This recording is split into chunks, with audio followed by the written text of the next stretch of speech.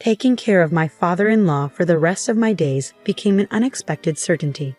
The bombshell dropped when my mother-in-law announced her decision to reside with me, the new daughter-in-law. Her revelation came out of nowhere, insinuating that my husband was involved in an affair, an allegation she was determined to uphold. Shockingly, they intended to move in with the mistress, abandoning my wheelchair-bound father-in-law who relied on constant care. In the face of this betrayal, abandoning my father-in-law wasn't an option. Despite the wavering circumstances, I couldn't forsake him. Then, unexpectedly, my father-in-law rose to his feet. "My name is Linda," I introduced myself. "I'm 30 years old, married to Bob, approaching our 3rd year. Initially, our relationship flourished, but lately, communication dwindled. Is this the natural progression? The deeper you delve, the more stability you seek." Our marital life lacked excitement, especially since Bob's workload intensified about a year ago. His absence became routine, replaced by business trips that grew in frequency. Despite the strain, he always provided for us, and I had my own job to focus on. Our marriage might appear mundane from the outside, but it wasn't devoid of love. Our routine became the norm.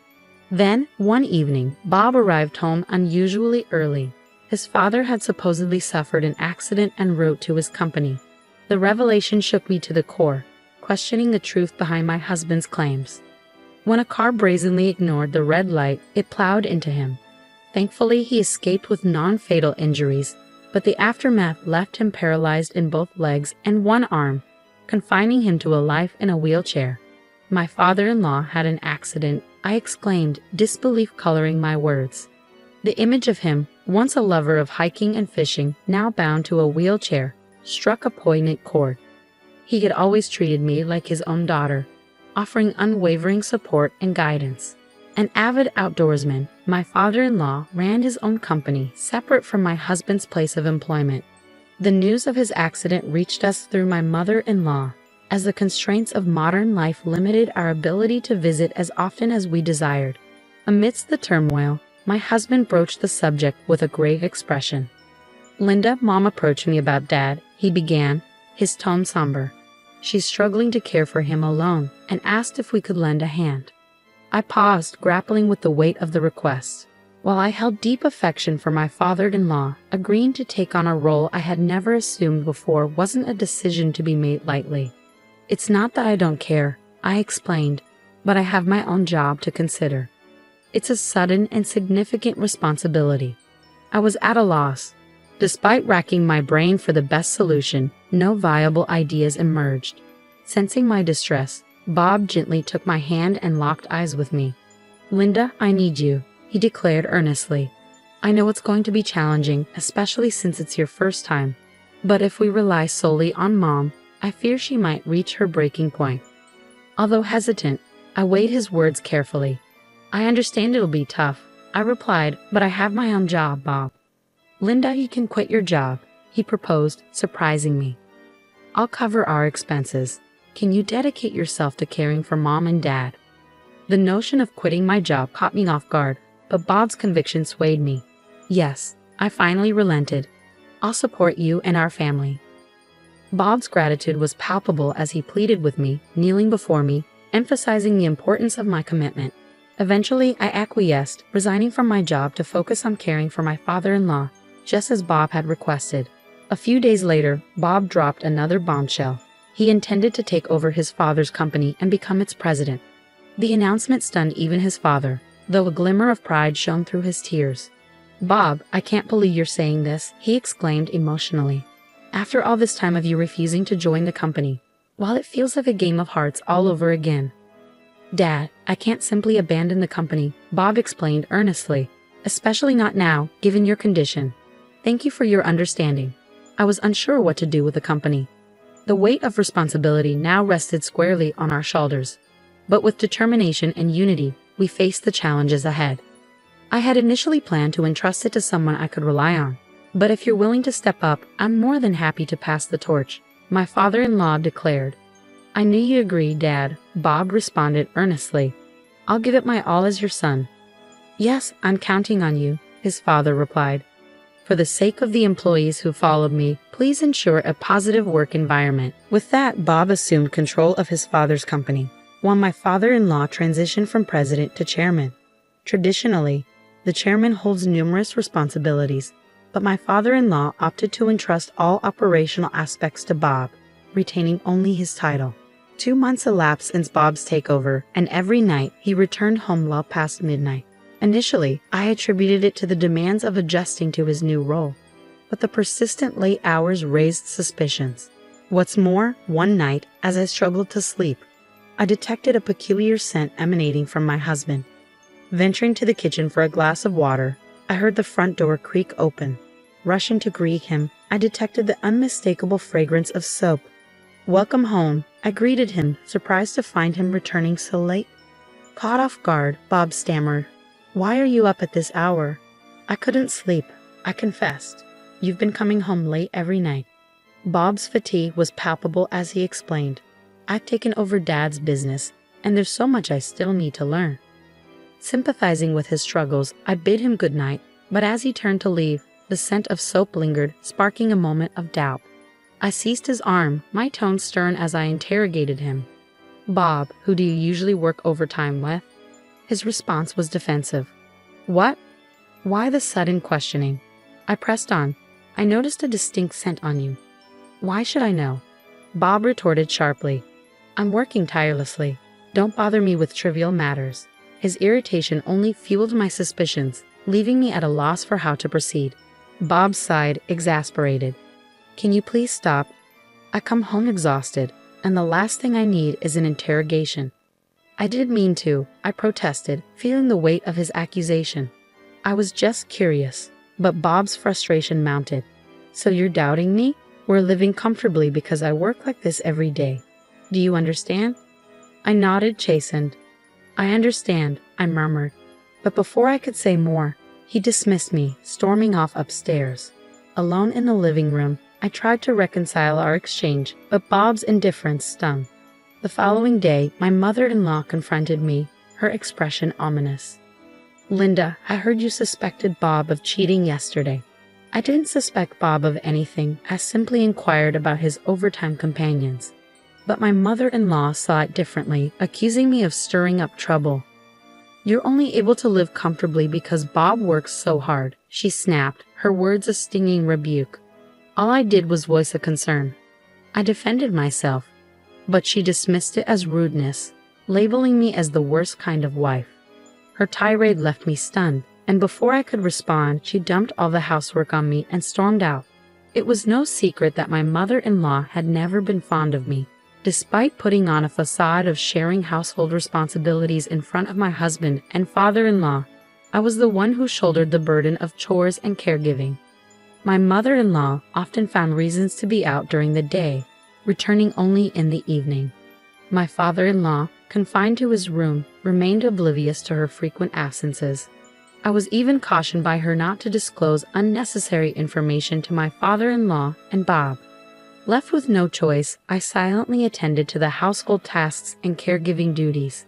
The only solace was the company of my father-in-law, whose presence provided some measure of comfort amidst the turmoil. I did something he wouldn't expect. As he looked at me with a sorrowful expression, my father-in-law uttered those words I never anticipated. "Linda, I'm sorry. You must hate looking after an old man like me, right?" With sincerity, I responded, "That's not true at all. I think of you, my father-in-law, as my own father. It's an honor to assist you, and hearing you say such things makes me feel fortunate." His gratitude warmed my heart. "I'm really glad that someone like you married Bob," he confessed. "And likewise," I replied, genuinely touched. "I'm grateful to have a kind person like you as my father-in-law." Despite the hurtful words and actions of my husband and mother-in-law, the presence of my father-in-law, who relied on me, kept me going.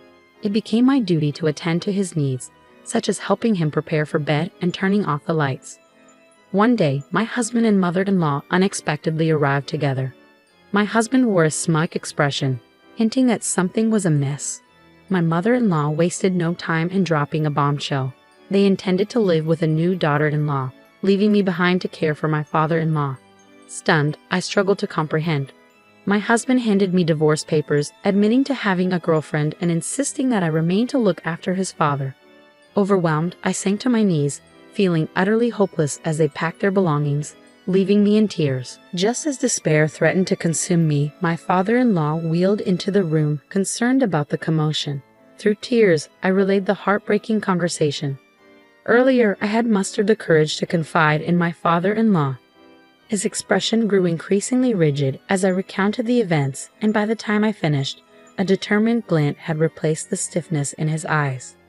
Rising abruptly, he declared with newfound strength, "Linda, it's time for a counterattack." Perplexed, I watched as he struggled to stand, his next words taking me by surprise. "Your legs? I'm sorry for not speaking up sooner. The truth is, I've been able to walk for some time now." His revelation left me speechless, but he reassured me. "It's okay. Leave everything to me. The groundwork has already been laid." From a drawer, my father-in-law retrieved a large brown envelope, revealing its contents to me. Inside were various pieces of evidence documenting my husband's infidelity, along with shocking proof of my mother-in-law's involvement in extramarital affairs as well.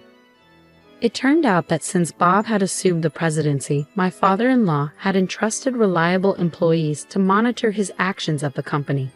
Despite my husband's claims of working late, the surveillance revealed his habitual early departures. Suspecting foul play, my father-in-law had engaged a private investigator, leading to the unraveling of both my husband's and mother-in-law's affairs. The woman my husband was involved with was someone familiar to his mother, and their clandestine meetings were exposed. These revelations had only recently come to light, and my father-in-law confessed his struggle in deciding when to disclose the truth to me. "It's blunt, but I'm glad," I managed to articulate, overwhelmed by the weight of his revelation and the courage it took to confront the truth. "I can't believe it, Linda. What do you want to do?" My father-in-law's voice was tinged with anger. "I want to get back at those two," I replied firmly. "Leave it to me," he assured me before dialing a number on his smartphone.